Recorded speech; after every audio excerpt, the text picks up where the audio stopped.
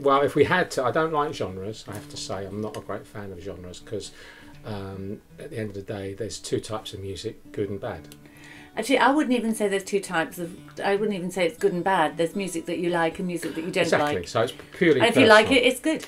But if we had to pigeon ourselves into a genre of some sort, we would be rocky, rootsy, fiddlesome folk rock with a touch of country.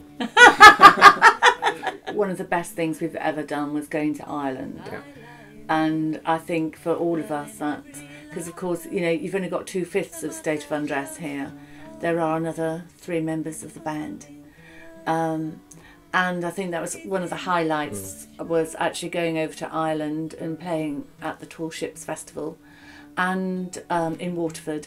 And also on the same trip we played the most amazing venue in Cork. What was it called, that theatre? The Crane Lane Theatre. Crane Lane Theatre. In Cork. And used to be an old gentleman's bracket club. And it still had all the sort of satin and velvet curtains, and it was a blessed club once upon a time. I guess that's probably, I would say that was one of the highlights of the gig, because when we were booking it, we were negotiating with the guy who booked us, and he said, well, sure, you can, come and play and for us, and no problem at all. And I said, gig will start at midnight, and we sort of said, hang on, but we've got to get back to Waterford, which is 80 miles away. I said, is there any chance you can make it sort of a bit earlier, 8 o'clock, 9 o'clock start? I said, oh, sure, you can start there, but there'll be no fecker there.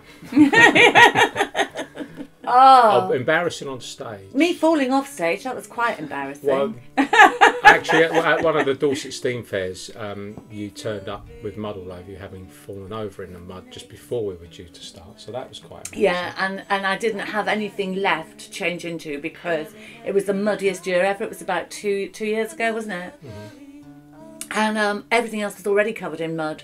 So this was my last mud-free outfit, and just before we got into the main marquee, I was going to say arse over tit, which I did. Can't say that. Head over heels, arse over tit, smack bang into the mud right outside the marquee, and nothing I could do about it. Had to go on stage with mud right down in front of me. But hey, it was the Steam Fair, who cared? To play live, I think it's... I was going to say The Hangman's Daughter. I think that's probably one of our defining songs.